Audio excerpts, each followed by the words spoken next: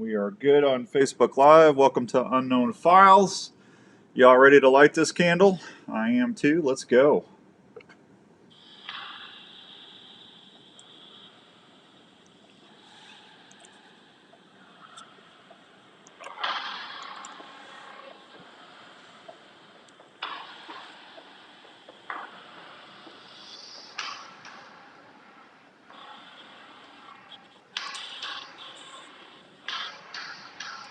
All right, welcome to this week's edition of the Unknown Files show, brought to you in part by our good friends out at Revelton Distillery down in Osceola, Iowa. They are the official spirits of the Unknown Files show. Tonight, we're going into the fog in Iowa, into the foggy corn bottoms, corn stalks, soybean fields, whatever you want to say. It is going to be an adventure tonight because we're going to be talking about one of our own in Iowa. Somebody that I've actually known for a long time, and I had no idea this happened until we started talking about doing this project on the Outdoor Call Radio, and I got to hear the story and everything, and it kind of got me going. Good evening, Jeff. How you doing, buddy? Good to see you. I hope everyone. Thanks for everybody watching on Facebook Live. Thanks to Imperial RV for helping us do that. Let me go ahead and get the phones going, and we're going to call our guest and see if we can get him on here real quick. Hello. Jesse, it's Outdoors DN on the Unknown Files show. How you doing, pal? Not too bad. Yourself? I'm doing good. Nice typical Iowa day, right? You know, I'm ready for this stuff. I'm over the 20 degrees and then 50, then 10, then snow. Yeah, it's Iowa, man. I've been living up here for 20 years. 22 years, it doesn't change. Hi, Mike. Good to see you, Mike. Thank you for watching. Hank down at Revelton. Always good to see you, pal. Rick and his lovely wife. Evening, Dan from Lake of the Ozarks. They're watching us from the lake. Rick, we appreciate that. Jesse, how long have we known each other? 20 years? 18 years? I mean, it's been a long... Yeah, it's probably 20. It's right there. Because I've been here, this will be my 23rd year living in Iowa in November. And I met you like a year and a half, 2 years after I moved up here. Because I met you at Sportsman's Warehouse, didn't I? Yeah, I used to be one of the bow techs there way back in the day. And we never talked about what we're going to talk about tonight. I told everybody this. I didn't know about this until like last year or maybe a year and a half ago when I started talking about the Outdoor Call Radio and that. And now you've came a long way actually since I've known you. You actually have your own kind of. You do your own. You're with a. Are you by yourself or you're with a bunch of guys? Aren't you on a hunting show?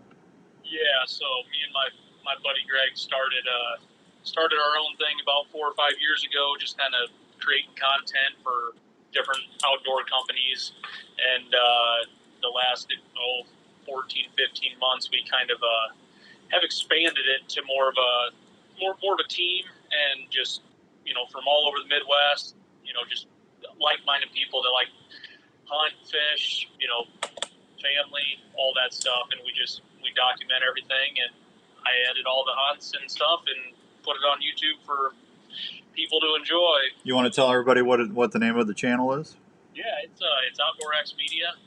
It's like I said, the last year or so, it's been really, really good. We've been pushing out a lot of content, and it's a blast. I love it. Yeah, I bet you do.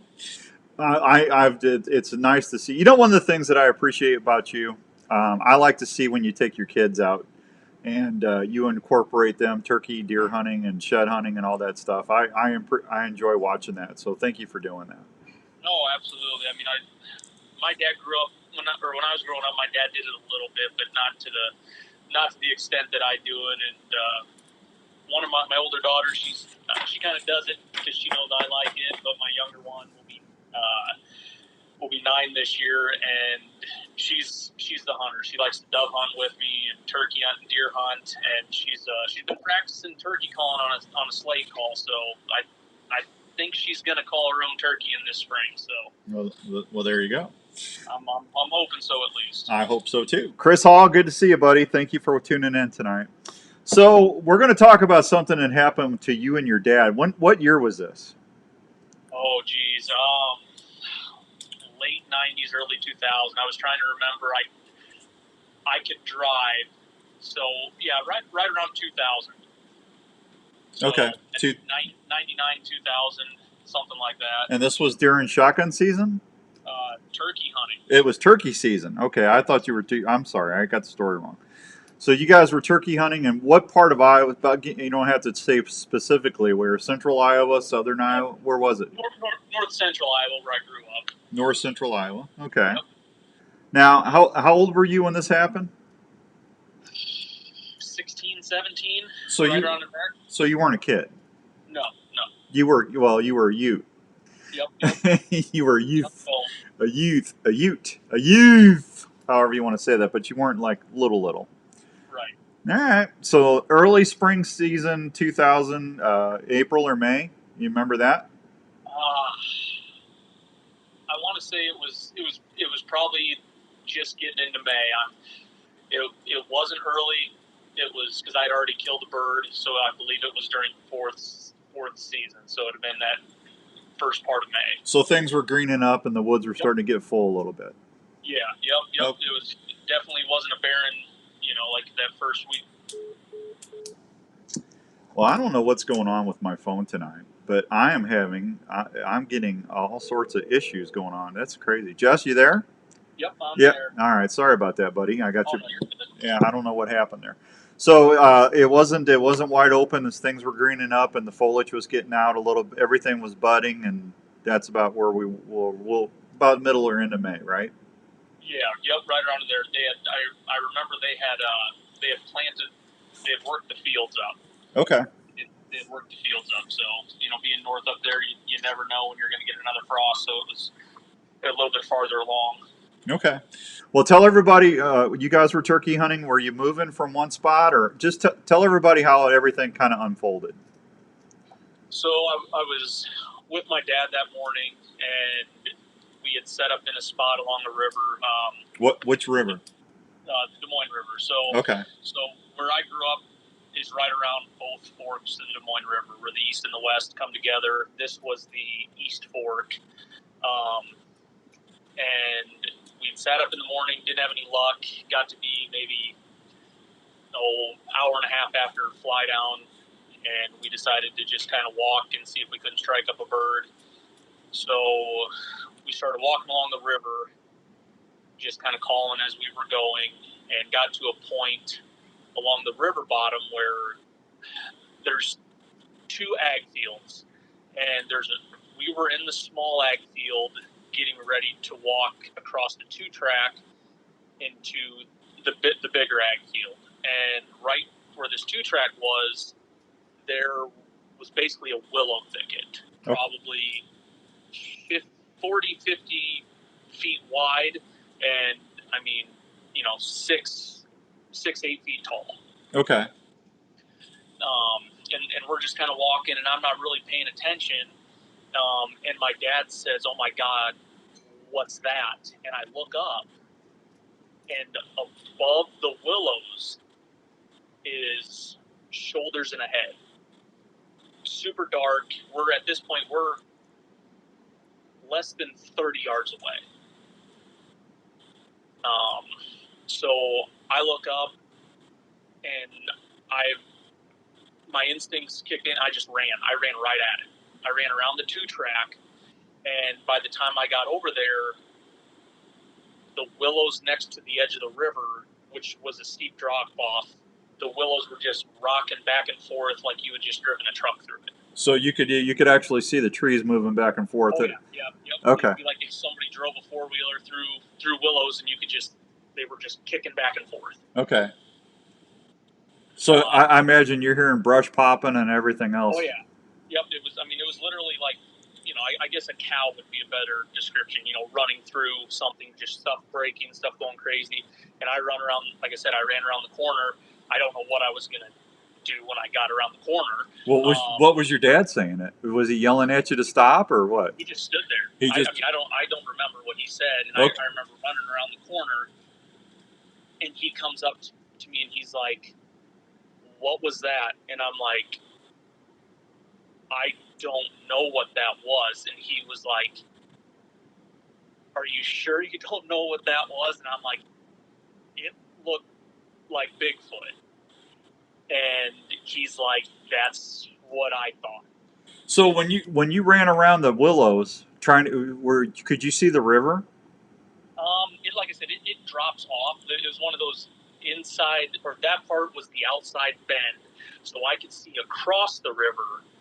And I guess I didn't stand there long enough to run to the edge of the river. Okay, no, I'm just asking, Jess. So Yeah.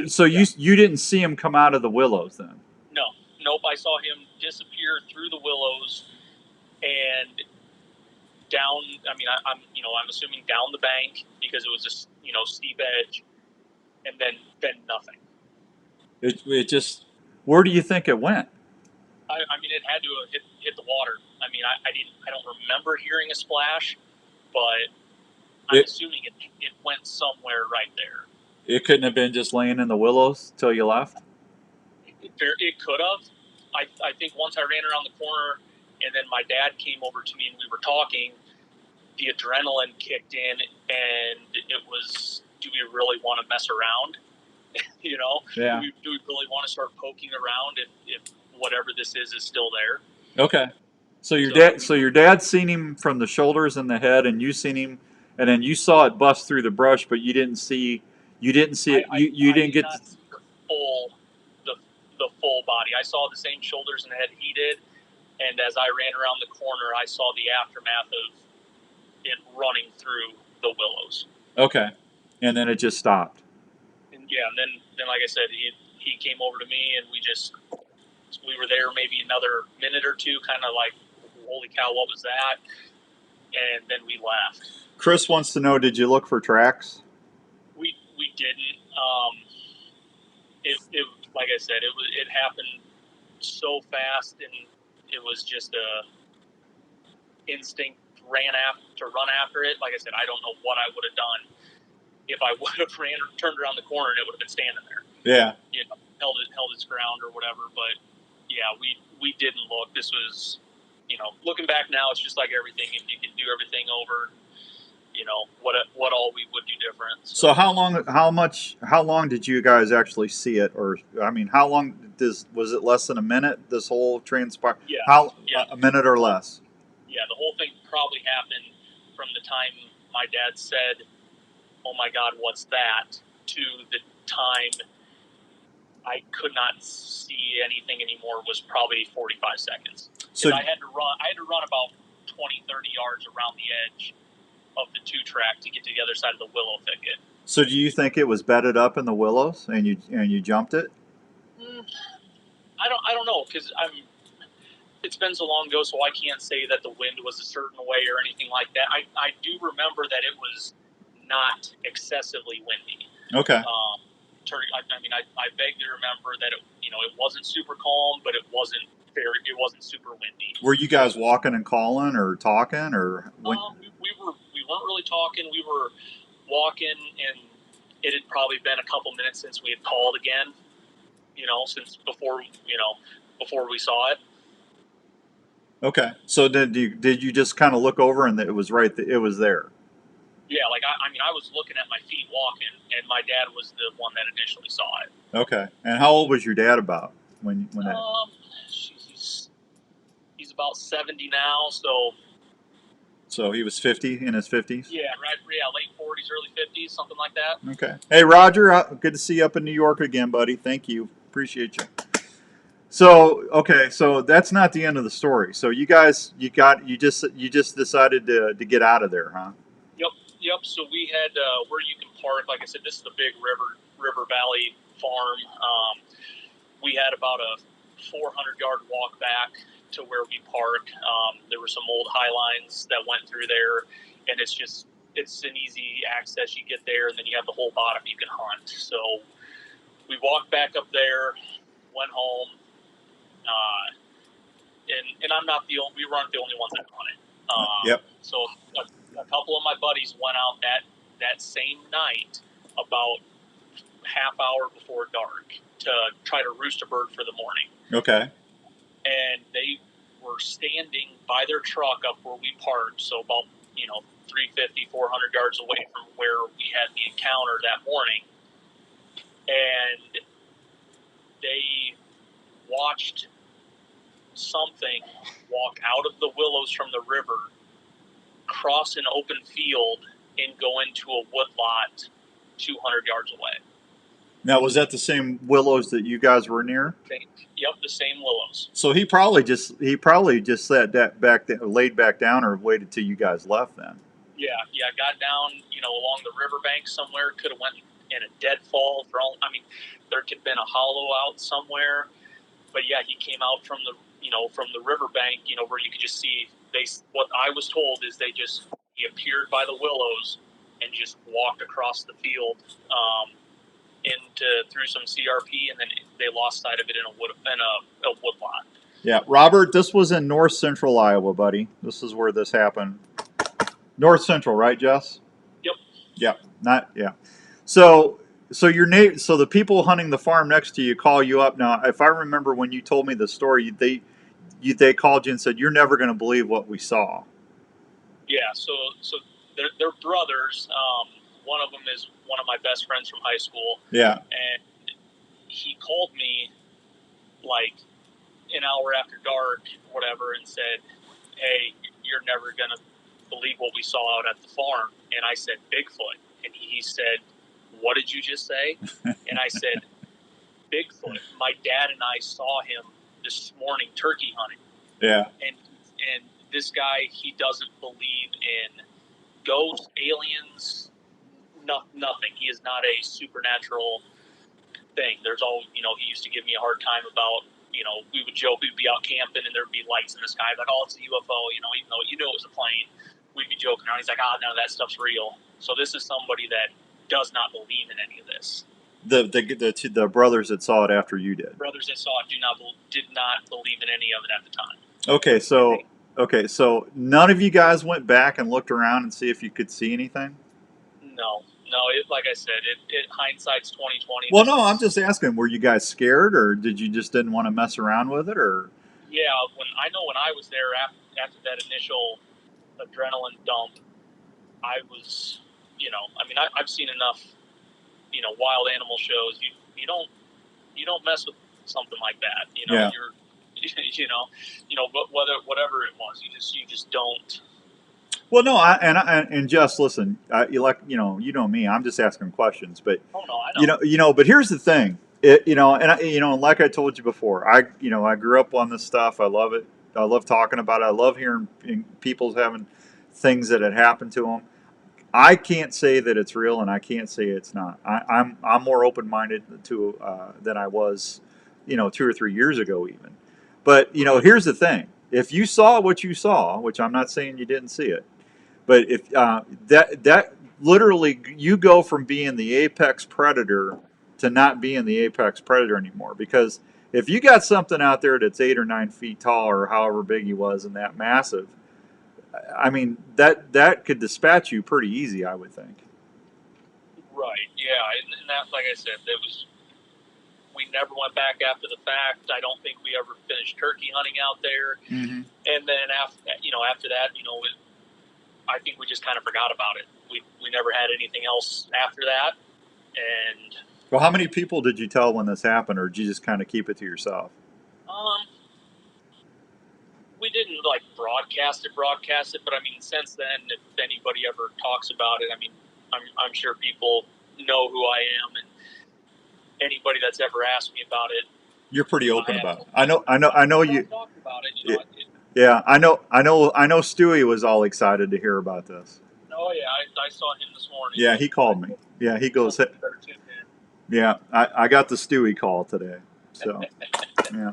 Well, listen, I mean, I've talked to several people in the last 3 months, and a couple of them were Vietnam vets. A couple of them were, I mean, these people had been through some really bad stuff, and I mean, they literally said that they have never been that scared when they had that encounter as close as they were, about as close as you are. One guy, and I didn't talk to this guy, but the one taping I heard was an encounter where a guy I just had Mark Parker on last week. He saw one elk hunting in Oregon a few years ago, and he said it really shook him up. But this other guy, he was down and he had one. He saw like a big black stump down the ridge, and he kept looking at it and looking at it, and all of a sudden it stood up.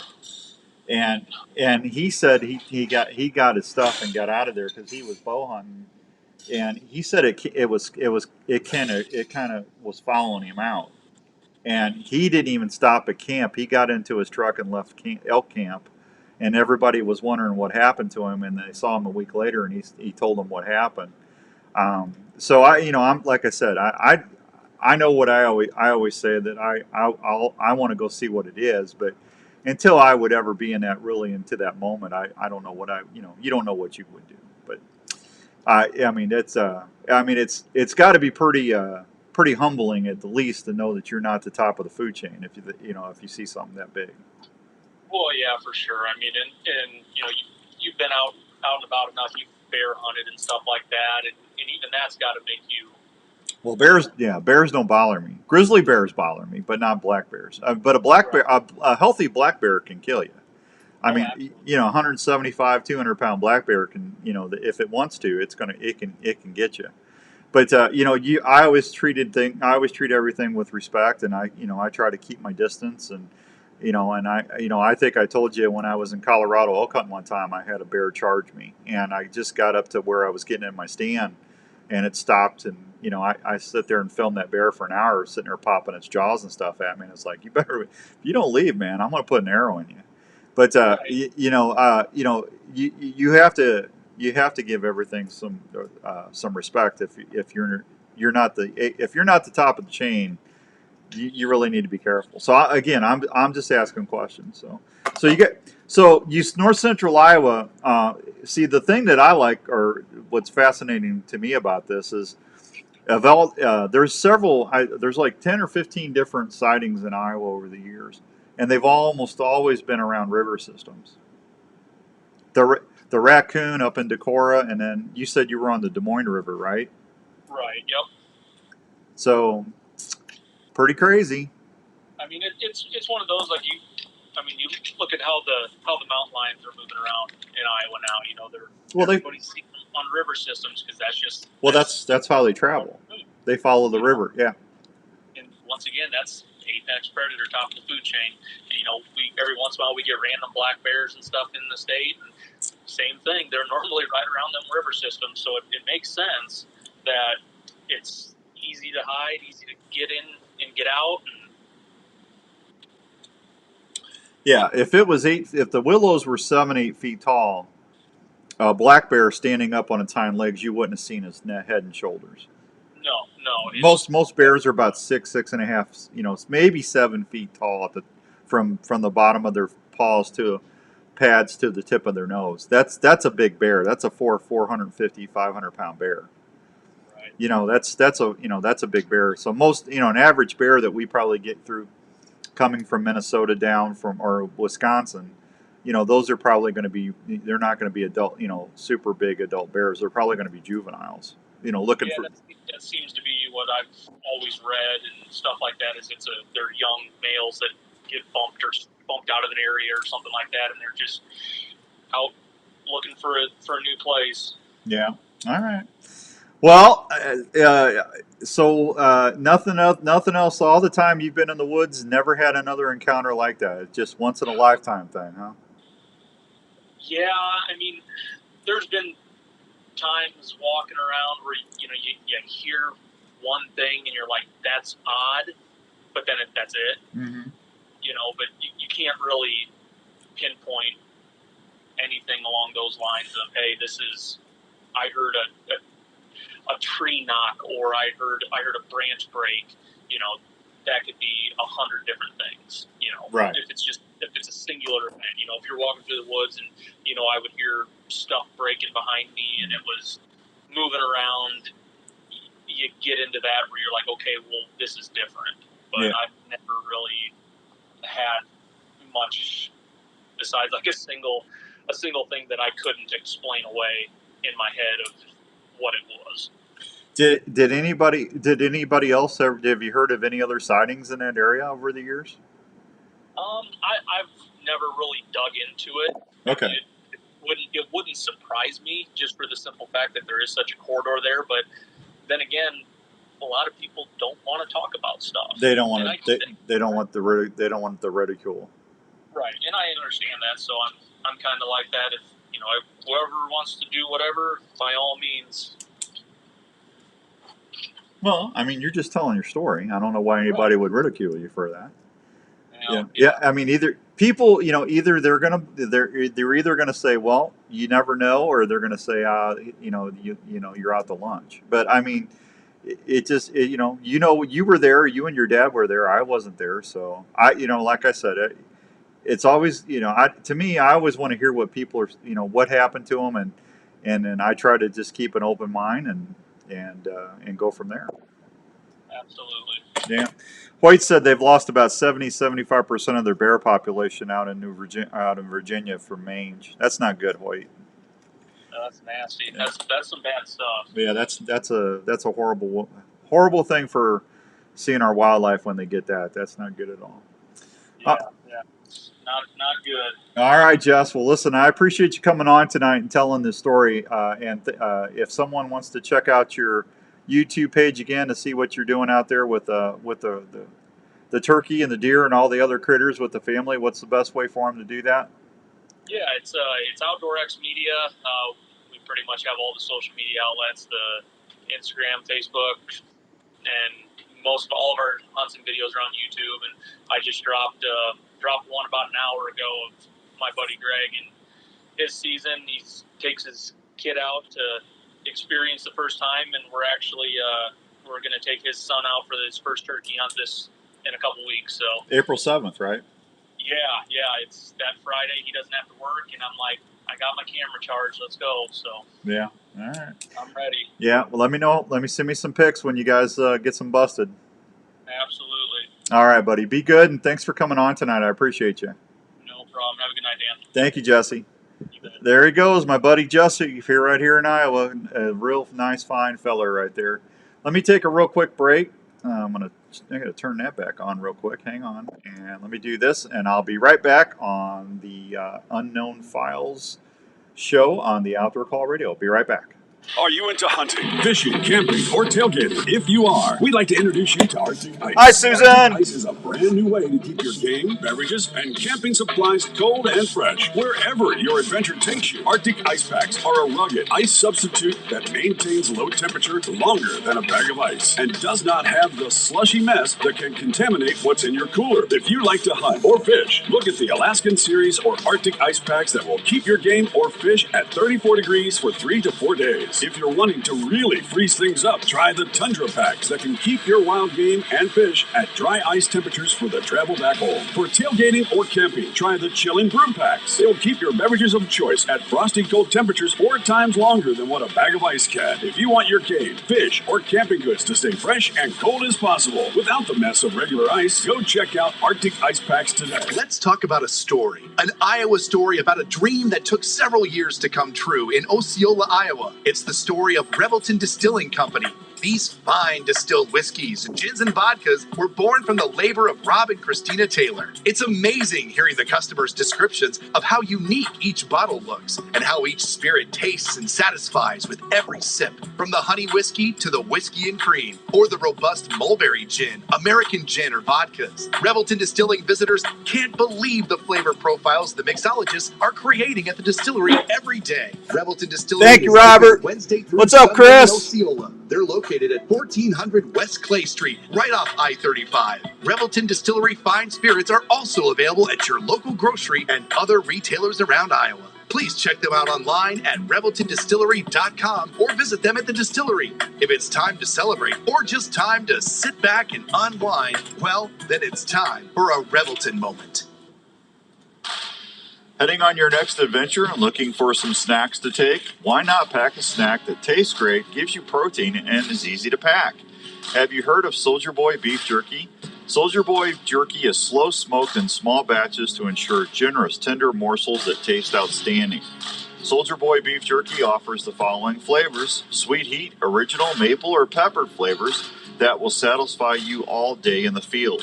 Soldier Boy Beef Jerky is veteran-owned and proud supporters of the Canines for Warrior Foundation. They also donate to troops that are deployed serving our country.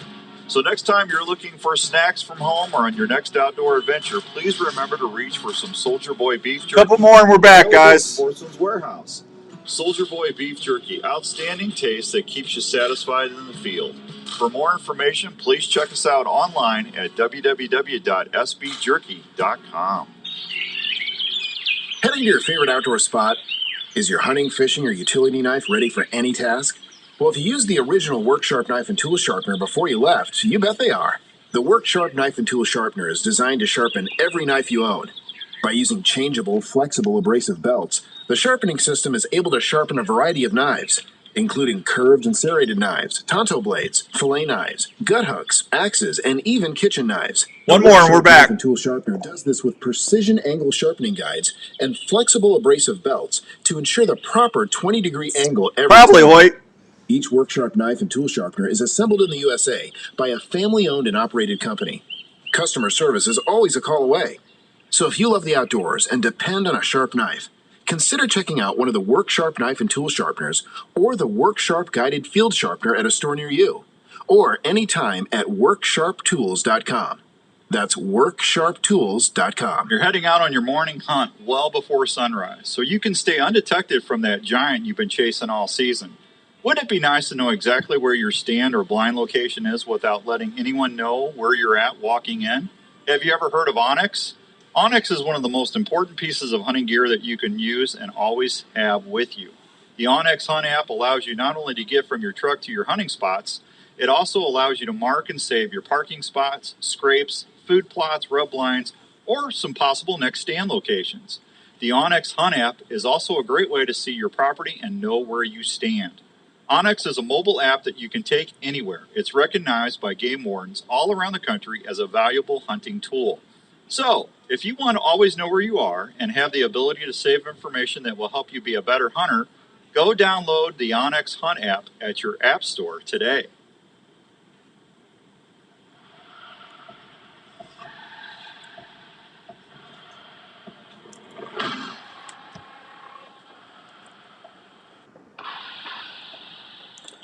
All right, welcome back to the Unknown Files encounter in Iowa tonight. I want to thank Jesse for coming on. It probably wasn't easy for him to do that. He, having a hunting show, and I've gotten some comments here and there, and I say, guys, I can't say it's real, and I can't say it's not. I just love talking about it. So if if you don't like it, I invite you not to listen. It's okay. I'm still a diehard bow hunter. I had a couple of my friends say, we're losing you to the Bigfoot thing, aren't we? I said, absolutely not, man. I'm a bow hunter first.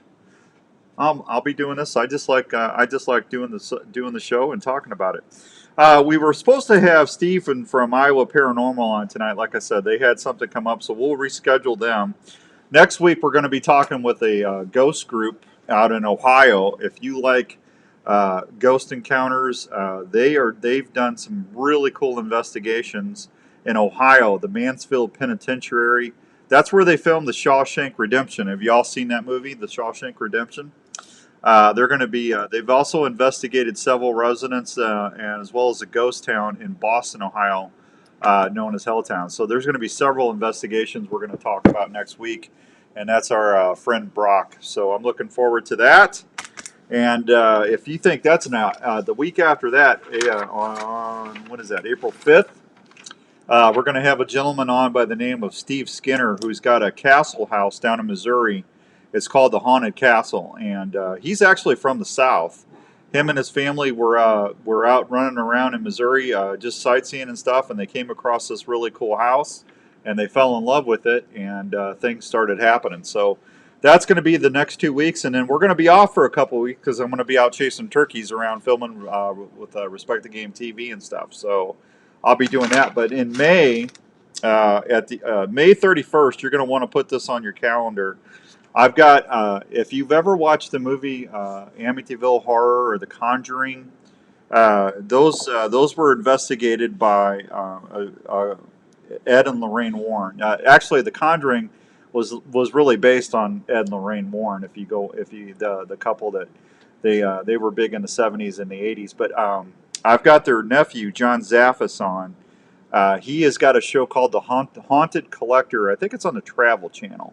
But John was there for a lot of those investigations, and he's going to tell us what really happened and give us an inside peek at some of the stuff that kind of got exaggerated and some of the stuff that really happened. So I'm excited about that interview. That's going to be pretty cool because I like the movie The Conjuring. I thought that was a pretty well done movie. Kind of spooky, but it was I thought a really good presentation. So hey, I started a new email. If you go to the website, theoutdoorcallradio.com, I got an email set up on, where did I put that? I put that up on Facebook, and I also put that, I'm pretty sure I got that on the website. I better double check myself because maybe where's my site at? All right, I got the lineups, the Unkown Files show. I've got a subscription page there that you can subscribe, and that way when we got something big going on, we can send out like fast blasts and stuff like that. Did I put that on the archive page maybe? I don't know. Did I? We'll start working together.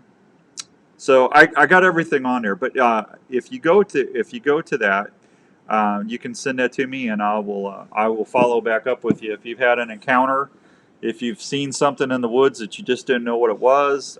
If you got questions, you can always take advantage of that, and we'll go from there. But what's up, John? Good to see you, buddy. That's my buddy Jed, actually. Let's see. Let me look and see what I did here. Hang on.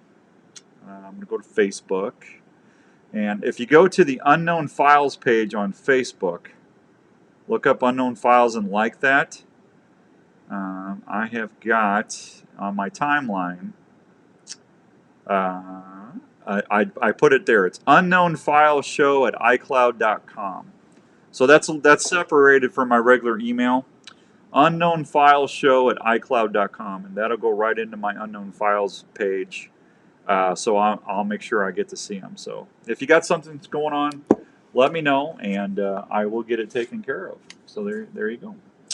All right, tonight's going to be kind of a shorter show tonight because, like I said, I had everything planned to talk about ghosts, and they had several things we were going to talk about. Jesse was kind enough to come in. I gave him a couple of days' notice, and I was going to have him on this summer, but I asked him if he'd fill in, so we're going to be about 20 minutes short tonight, but I'll make it up next week, and we'll have a full hour, okay? Thanks for tuning in tonight. I appreciate you. If you got something you want to talk about, I've got a couple UFOs. I got somebody I'm reaching out on the Bermuda Triangle to get them on, so hopefully we'll have that this summer. But if you got a topic or suggestion you want me to cover to try to find out, I'm trying to get a hold of somebody that knows about Ape Canyon. That's the Fred Beck story, and that's a really good Bigfoot story. I'm trying to get a hold of somebody in the Tourism Bureau or somebody that actually knows about the whole story. So apparently they found his cabin where it all happened at, but the volcano erupted and it got destroyed. But I'm hoping to reach out there. But Mike, thank you, buddy. I appreciate it. I hope you guys are having as much fun listening as I am doing it, because it's a lot of fun to do the show. So, all right, I'm going to get out of here tonight, and I'm going to say goodnight. If you guys need anything, you know how to get a hold of me. Until then, be safe out there, and make sure you always bring a flashlight. You never know what's in the fog. Thanks, everybody. Have a great night, and we will see you later.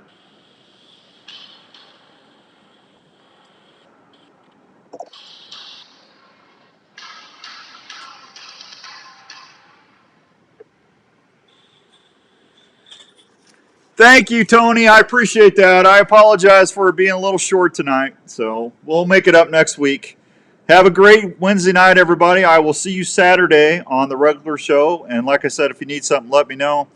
We're going to announce the winner for the big whitetail hunt on April 7th, not that far away, to Triple H Outfitters. Make sure you take advantage of that. I just put a new phrase out the other day, so thanks, everybody. Always appreciate you. We'll see you soon. Good night!